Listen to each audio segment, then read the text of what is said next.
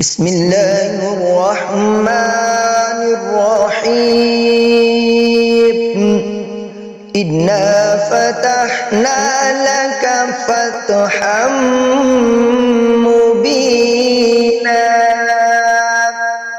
ليغفر لك الله ما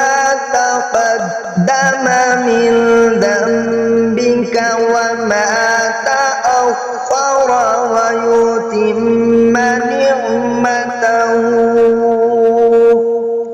ويتم